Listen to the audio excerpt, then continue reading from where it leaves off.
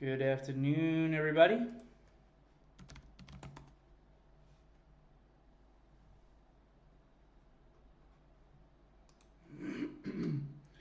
So hopefully this YouTube stream works. I worked with our wonderful tech team today. But if somebody's able to pop over and check for me and make sure I sound the way I'm supposed to sound, I would appreciate it very greatly.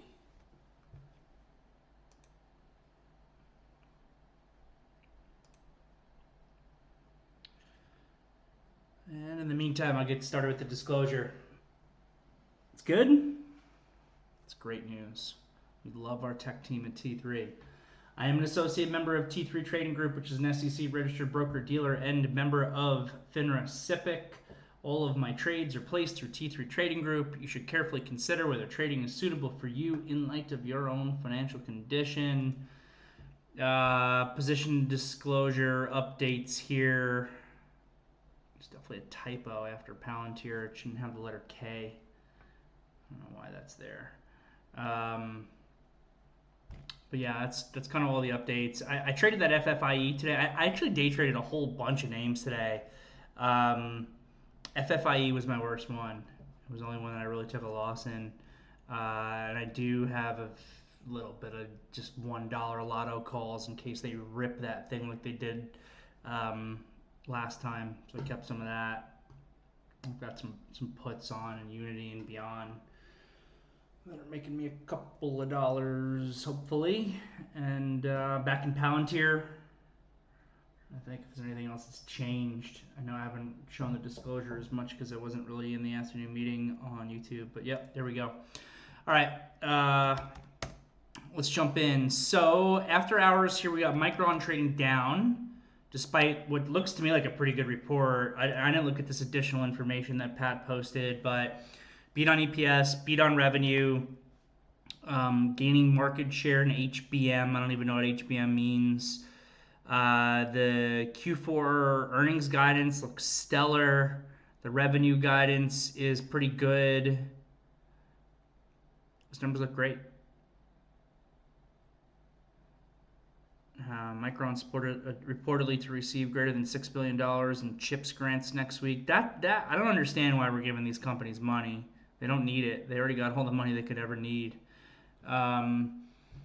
But despite these seemingly good numbers, Micron's trading down here after hours, down pretty decently, especially on a good report. But we've talked about this 1,000 times. We're not in earnings season right now. High bandwidth memory. Thanks, Taff. I know what the acronym is now, but I still have no idea what that actually means. I'm totally computer technology illiterate. Just give me the chip. Just give me whatever the best chip is in my trading computer. That's what I got the tech team here for, to help me out with that stuff. Anyway, we're outside of earnings season, so we haven't been talking about earnings names very much, but this is a not unusual event in an earnings season to see a company report a pretty good earnings report, but when it's had a huge move overall into the report, the stock struggles a little bit, and that seems to be what we're seeing here. Down $10 or so after hours, not a huge down move, not even making new month lows or anything like that, and still a lot of trading time after hours today and tomorrow to see where the dust settles on this thing. But it is pulling down the futures a little bit. So the SPYs are trading about 70 cents down from where they closed to put them at exactly flat, including the after hours down move. The Qs here are trading $1.50 or so. Down from where they closed, which actually brings them back into negative territory where they closed positive. Right now they're down 0.1%. And the IWM doesn't really care too much. It's trading down 5-10 cents here after hours, but did close negative, but yet closed above $200 again. It's kind of mind-blowing how many times this month the IWM has traded intraday below 200, but has closed at or above 200. It just keeps happening over and over. But we did have another day of relative weakness in the Russell today. which is interesting. I want to really recap today what we discussed in the morning meeting because we unpackaged a lot in the morning meeting today. First of all, just while I have it up, SPY intraday price action, just very boring, nothing going on, relatively, range bound, and then we caught a decent little uptick on MOCs into the close. But I want to kind of recap what we talked about in the morning meeting because I think it was pretty important. We spent some time this morning talking about the relationship between the SPYs, the Qs, the IWM, and NVIDIA, basically, and this concept of rotation with what we've seen in the last week so far as we kind of came into today's trading session. So I won't start with the SPYs. I'll start with the Qs.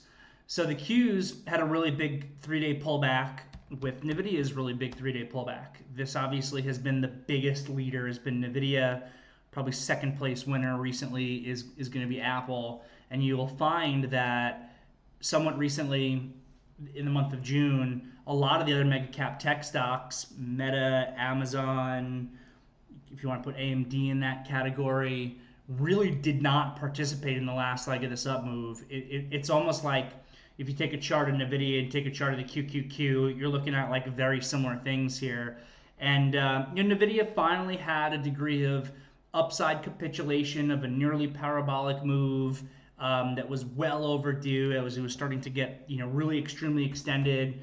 It had caused the Qs to get $13+ worth of extension away from the ADMA at a certain point, which we know is very extreme and made for a really good spot to come in for some short-term shorts. I know I was shorting on a bunch of days there, a bunch of you guys were as well, and that paid pretty well. The interesting part about this 3-day pullback for the Qs, which obviously came from NVIDIA, which has been like the only stock in the universe, is that money actually rotated into other places on those 3 days. Particularly, it seemed like on Monday of this week, the close for the IWM was not above 202 on Monday, which I really would have liked to have seen for confirmation. But regardless of that, there was rotation under the surface.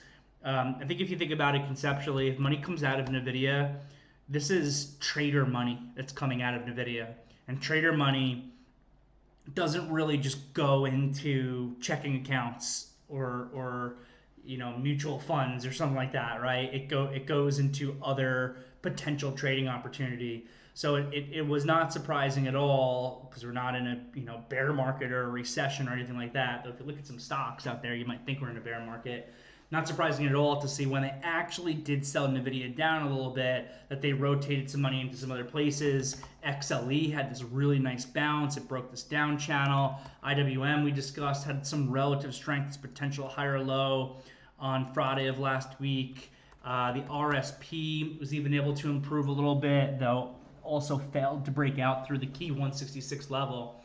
So circling back to NVIDIA, I have a thought process which I've presented to you guys over the course of the last couple of days, even back down here when this thing was at lows on the 24th, which is that I don't think that NVIDIA is just going to create, and maybe I'm wrong, but I don't think that NVIDIA is just going to create another pivot low that instantly gets this thing back above 140 and has it trading at all-time highs again.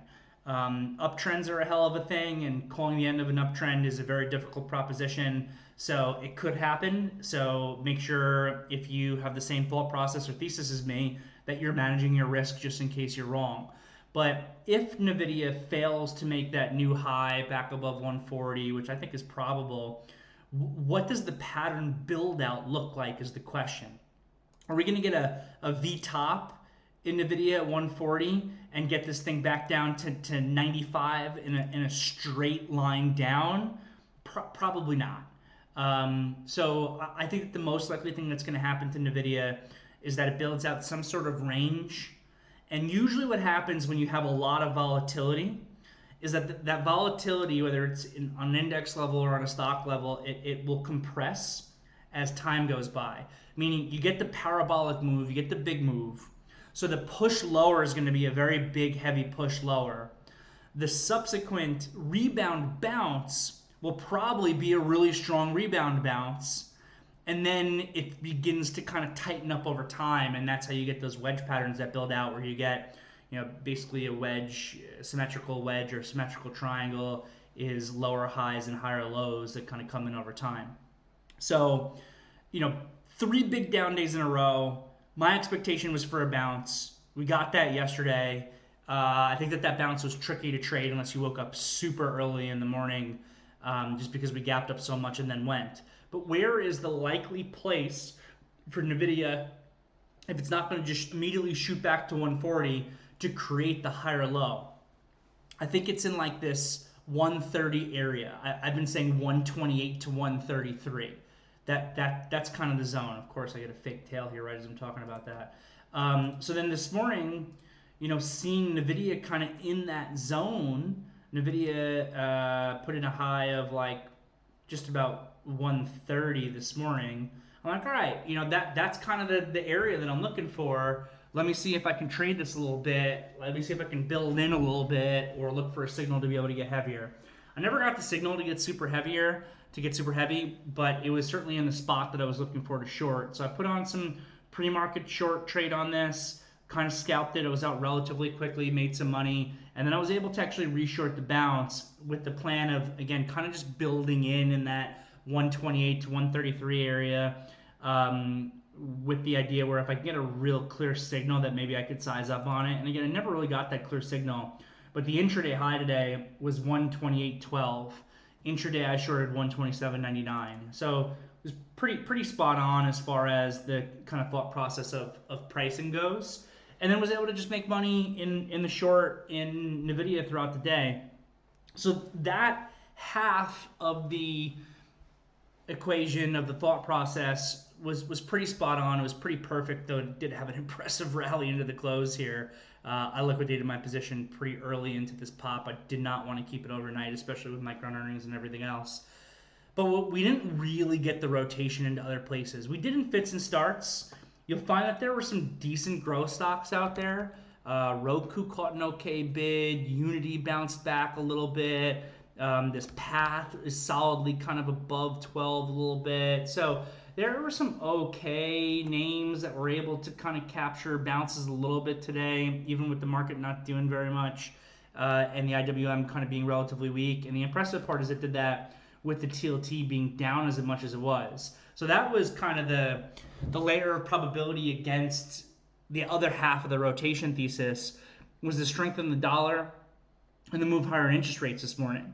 I think that there would have been an even better rotation into those types of names had you not been getting such a big move higher in the dollar. You can see with the UUP chart, it gapped up big this morning after, I think it was a hot CPI print in Australia. And then the yen is now back at a brand new low since 1986 or 1985 or something. It's probably a great time to plan a vacation for Japan, which I'm trying to actually do that right now. But those then become headwinds for that actual rotation trade, right? Because as we know, even if that money is coming out of NVIDIA and probably needs to go somewhere, you're also going to be running into selling if high duration stocks are suffering from a really big move higher in interest rates, which is exactly what we saw today. I think that if the TLT could have kind of stayed a little bit more in range, the range that it's been in for over a week now, that $94 area, we probably would have seen better rotation than we did. But it was a pretty big sell, pretty big gap down for the TLT this morning, and a pretty big gap up for the dollar, which again just becomes a headwind. Yet, the IWM, Pat was talking about it right into the close. It's like the IWM doesn't look good. You can't say it looks good. But it also wasn't terrible today. The flip side of my argument looking for this degree of rotation that a trader could make is that it's the 9th test of 200 on the downside in the IWM over the course of 12 days or something like that. And as we know, every single time a support area gets tested, there's a higher probability that it breaks down. So, I mean, just look at this. On 1, 2, 3, 4, 5, 6, 7, or 8, like 8 different occasions of the last, it looks like 11. the IWM on an intraday basis is traded below 200. It has really only closed below 200 on one of those days. It's like kind of incredible to me that it's been able to hold this range as well as it has. So it hasn't broken down, it hasn't broken out, it's tightening up, and we'll see. The question kind of still remains a little bit unanswered that we posed in the morning meeting this morning, which is, step number one, do we get that kind of lower high from NVIDIA today where this thing can actually start to build out a range? And if you get some selling in NVIDIA, or even if it just goes sideways and ranges out, is it possible that any stock that hasn't participated actually catches a bid? I just keep seeing more and more data and more statistics about what we've been talking about for a couple of weeks now, which is just the performance difference between the NASDAQ and the IWM, the SPY versus the RSP. I saw a different chart today, I think, that basically showed that of all like bull market rallies going back to the tech bubble, this most recent rally has been on the least amount of participation from the average stock that's out there of any bull rally that has like happened in the last 25 or 30 years, which is, it's just another one of those stats. It's really just crazy. There's so many stocks and sectors that you can point to that have just not participated in this move at all. This has been, it hasn't even been, in my opinion, a full-on AI move. Because you can look at, I like to type up, as just an example, we literally have a symbol that's called AI. And is it at lows? No, it's not at lows. It's not as bad as some of the charts out there. But, I mean, if you, it's one of those interesting things. I think I said this morning when I was worried about the TLT gap down, that if you showed me the TLT at 93 right now, when it was at 88, I would have told you that the IWM is at like $220. Which obviously is completely wrong. And if you showed me where, NVIDIA is trading now, if you showed me that, I don't know, some months ago in the beginning of 2024, I would have said, wow, there's probably a crazy, like, 2021 style bubble out there where AI is back to trading at $75 if they've got NVIDIA up there. And it hasn't been that way. There's very limited participation. It's, the winner is NVIDIA.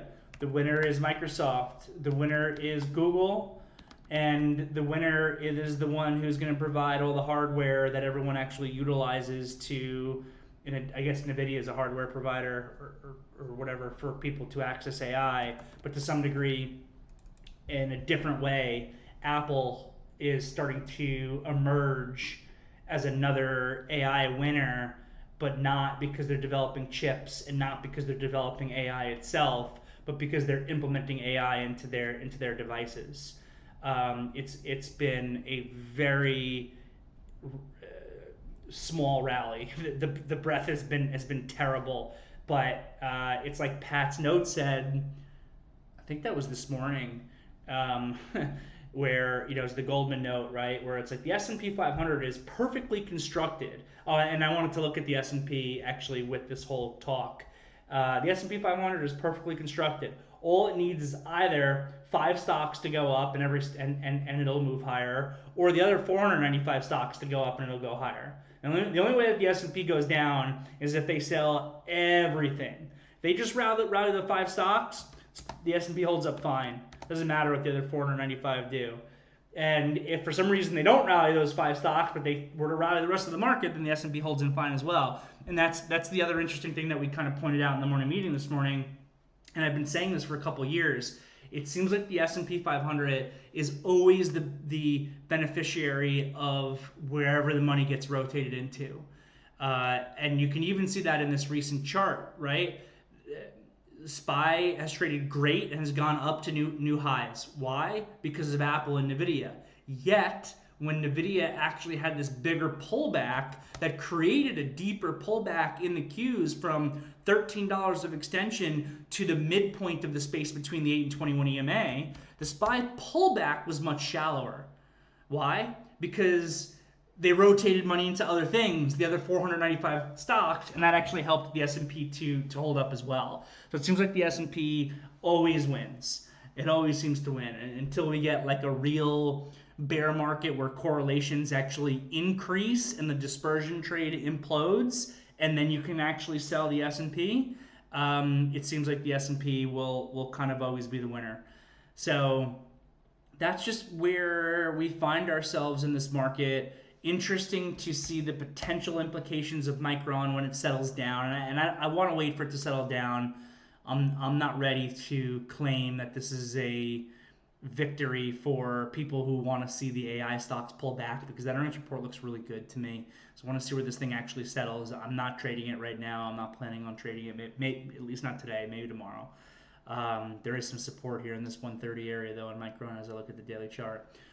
So, we'll see. Is Micron a little bit weak because they're just in a mode right now where they are looking to sell the semiconductors a little bit? And will that, create a little bit of further weakness in NVIDIA? And if the answer to those questions is yes, will there actually be rotation a little bit more into the XLE and the IWM? I think that the answer to that question is maybe, and part of the maybe comes from we need the dollar to stop ripping the way that it is. We need the TLT to not break down the way that it did a little bit today. And honestly, in my opinion, I've said it recently, I'll go ahead and say it again, I am a firm believer at this point that the Fed needs to cut.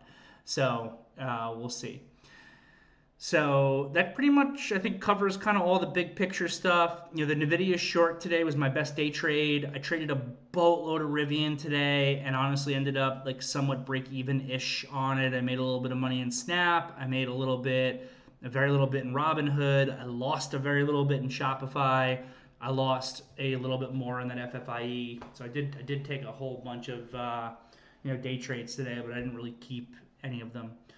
So that's all I got. I'm happy to answer any questions that anybody has.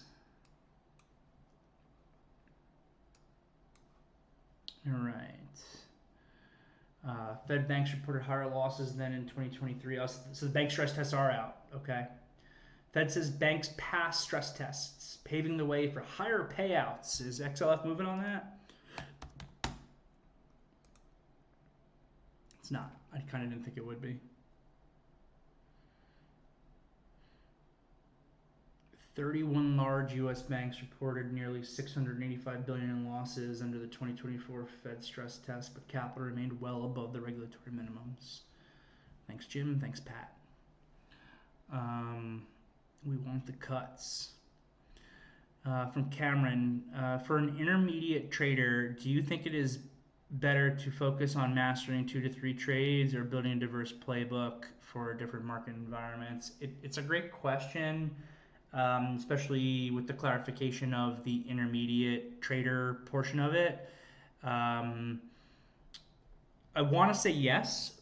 That you should really focus on learning a few core plays, but you also are approaching it with the right attitude and the right mindset. You're recognizing that market environments change.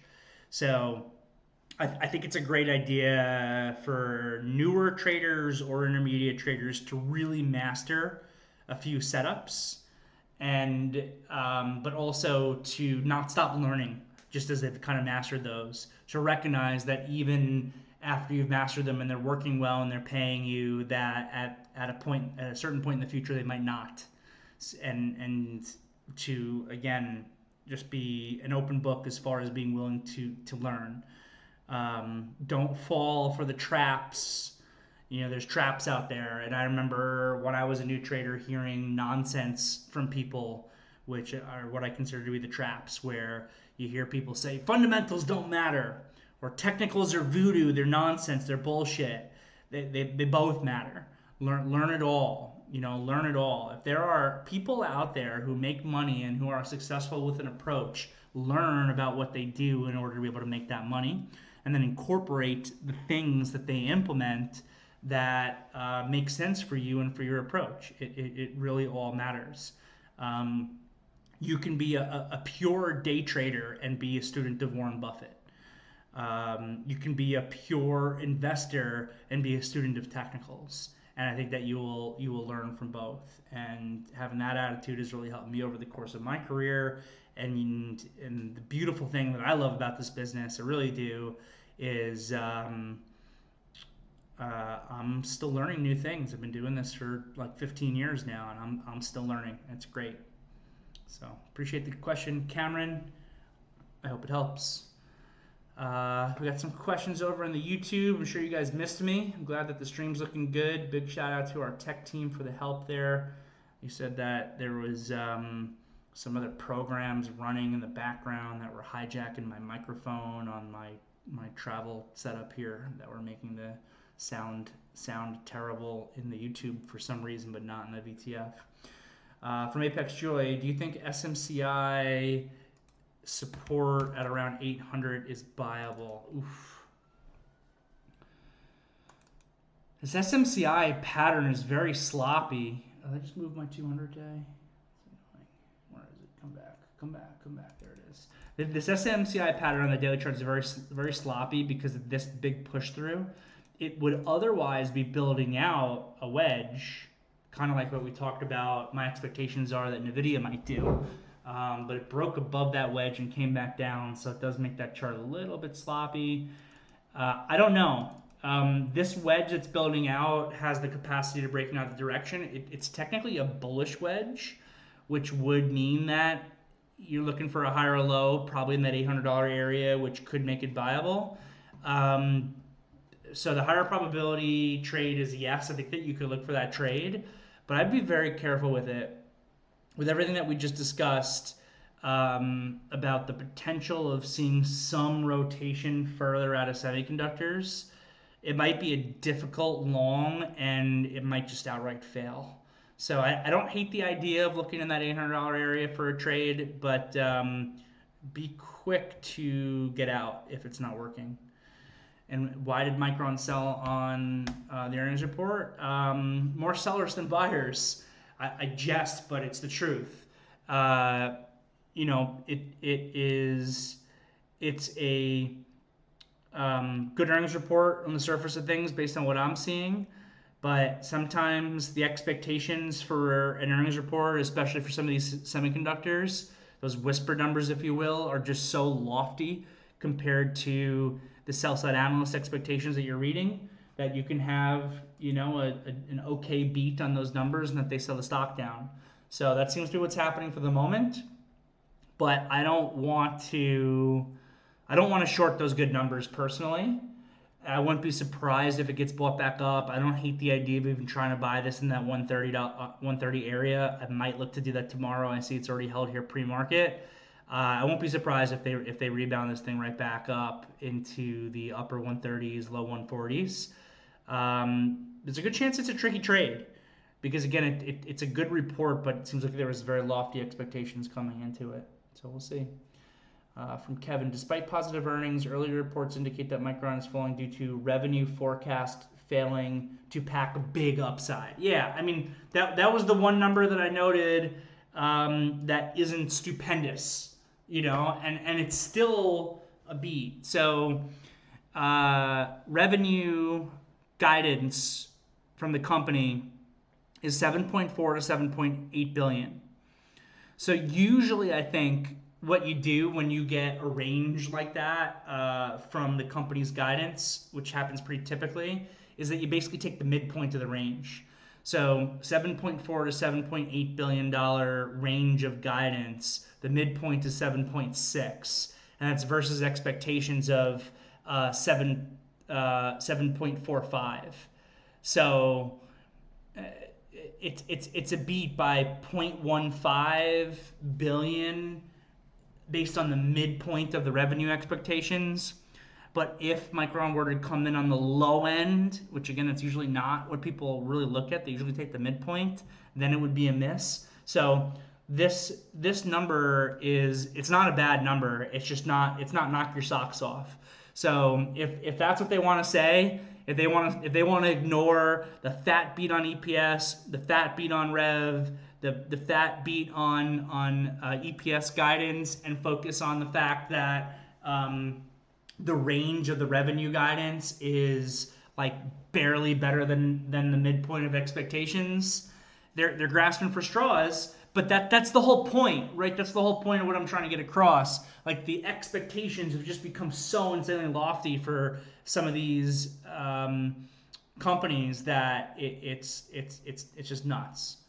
So yeah, we'll see. From Kevin G, forecast call for 7.6 billion in revenue, 1.08 billion in adjusted earnings. Analysts have been looking for, yeah, okay, so similar but different. Sometimes when a different news source will give you like very slightly different expectations numbers based on where they're getting their analyst expectation numbers from, but it's usually fairly in line. From Uvixi Bull, I think it's worth pointing out that the area you shorted NVIDIA at is pretty much exactly where the anchored weighted VWAP from the high is on the intraday charts. Okay, yeah, good to know. Good to line up layers of probability. So thanks for pointing that out. Back over to the VTF from Jim. I find these low VIX environments to be very difficult to trade with the exception of stocks in play. I don't disagree with you on that. I don't disagree with you, especially this big dispersion trade. It's interesting, before I read the rest of your question, because individual stock vol is pretty high in a lot of regards. I was just reading something, or maybe it was when I was listening to that Odd Lots podcast that got recommended by Mike Reed and a couple other people, where they were talking about how individual stock gamma is negative, but S&P gamma is like historically positive. Like it's been in that $5 to $10 billion number. It's been making all-time highs. So, you know, what gamma does, what dealer gamma does to a market is, if it's positive, it has an insulating effect on markets. We get these terrible trading sessions like we've been getting for the S&P and for the NASDAQ and for the Russell. But if you have negative gamma environments for individual stocks, that does the opposite, right? It increases the movements. And then I think it was also in Pat's morning note this morning, the section from Goldman where I was talking about market structure, where we really talked about how we're in an environment now because of how the gamma is and because of the dispersion trade, where like every day is its own unique universe, and it's not necessarily that a sell day yesterday leads to a sell day today, or the opposite. So yeah, I agree. I think it's actually been a pretty tricky environment. I actually think that the month of June 2024 has been one of the more difficult months that I've traded in my memory. I found this month, especially the first half of the month, to be very, very difficult. Just because there was an environment shift, there was a shift in the way the market was digesting news. You were reaching the more extreme points of the outperformance, underperformance that we've spent so much time discussing, and just trying to wrap my brain around that and rectify that with my trading. I just found to be very, very difficult. But let me read the rest of your question. So yeah, so you've been finding it difficult with the exception of in-play stocks. I don't disagree. This has been the case since I started trading. June has been my lowest volume month in the last couple of years by far. That's great. That's great, actually. Just to make a comment before I continue reading. In times where the market is difficult and it's uncertain and you're uncertain and you don't feel like your edge is lining up in the same way, you want to be much more selective and you want to trade much less. So I just rambled on about how I think June here has been the most difficult trading month that I remember in recent history, and you're turning around and you're telling me, well, June has been my lowest volume month in the last couple of years by far. I actually think that's a really, really good thing. I think that makes you a very educated trader, just to recognize, hey, the environment's more difficult right now, my edge isn't lined up perfectly, so I need to be more selective, size down and trade less. That's the best job that anybody can do in a more difficult environment. And it's so, and I'm praising you because it's of how difficult it is. It's so difficult to trade less and to not trade. It's so difficult to sit on your hands. It's so easy to lose money in difficult environments because you want to continue to trade full blast, even though it's not the right thing to do. I think it's a phenomenal job. So just curious how you approach these types of environments, especially during the summer. Do you wait for quality setups and size up, or do you strive to be active most days and grind out smaller profits? Um, so I attempt to do what you're saying that you're doing basically is to size down, be more selective, and trade less. That's what I really try to do. At the same time, though, I do spend time thinking about, has there been a, is it really just that the market is tough right now and I need to take a step back? Or is it the market has changed in such a way where it's not going back to how it used to be, in which case I need to adjust and figure something else out? So I think while you're in that figure out stage, at a minimum, again, it's a great idea just to do exactly what you're doing, which is to size down and trade less. Capital preservation is a big part of the business. I remember learning a long time ago from Mark Sperling, who was one of my trading idols when I was a newer trader, that he makes like 90% of his money in a given year over the course of 2 to 3 months in the year. And I remember thinking that was like super interesting, but didn't necessarily make sense to me, because I was like, if a trader is consistent, then they should be able to make the same amount of money every single week, every single month, every single day. But the fact of the matter is, you can be consistent as a trader, but the market's not consistent, right? So part of, I think, being consistent actually is having rules in place that enable you to be more aggressive and less aggressive, trade more actively and less actively based on the market environment, and that actually then becomes part of your consistency. And then, lo and behold, as my personal career has advanced, I have also started to find that I make the majority of my money in like a given trading year. This definitely happened last year, in a smaller period. Last year, I felt like I was kind of grinding out most of 2023. I was up money on the year. I was making money. I was kind of grinding out a living. And then that, November, December period, the last 2 months of the year last year, I just like absolutely crushed it and just made like a boatload of money. And all the stars lined up for me, and I traded heavy, and I was in everything, and I worked great. So yeah, I think that you're fully doing the right thing. I think that that's the right approach, but it doesn't mean, being passive with trading doesn't mean doing nothing, right? It means that you are hitting the buttons less, and probably means that you even need to double down even more on things like research, which I know I'm doing. I'm already thinking in my head about the cycle of traditionally strong July as we come into an election, and what I have seen over the course of my career around every election, which the data that we're seeing from Pat's Node and from some of the big banks is supporting what I've always seen anecdotally, which is we get a really weak market into an election, then a strong market after the election's over. So it's like, if July tends to be the strongest time of the year, that's probably not going to change.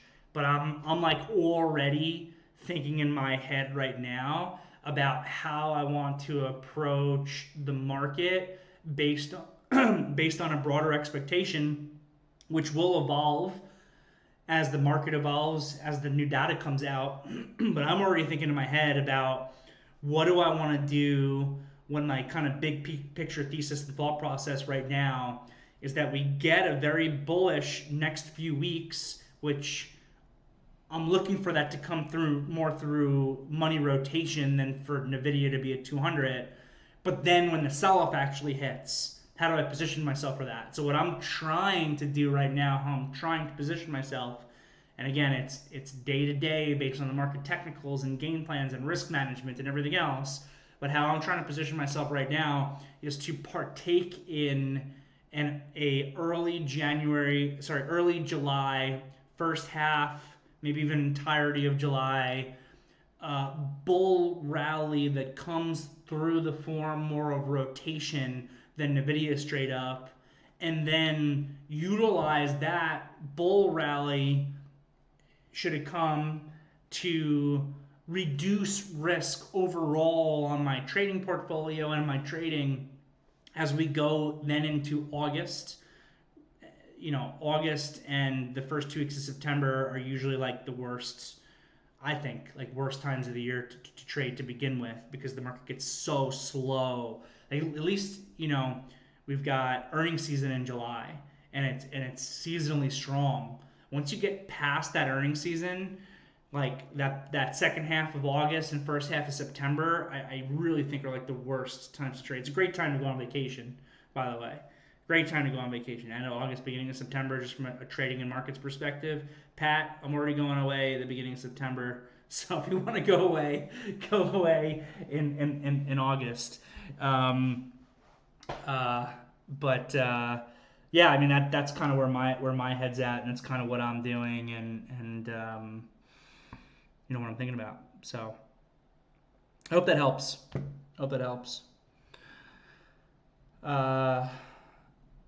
From Kevin G, any thoughts on Friday's upcoming PCE number? No real thoughts. I'm not expecting it to be super hot. I'm expecting it to confirm what we saw with CPI, but that's just thoughts. You never know what'll happen until it happens. All right. Got a false print in Alibaba there that made my P&L look very different for a quick second.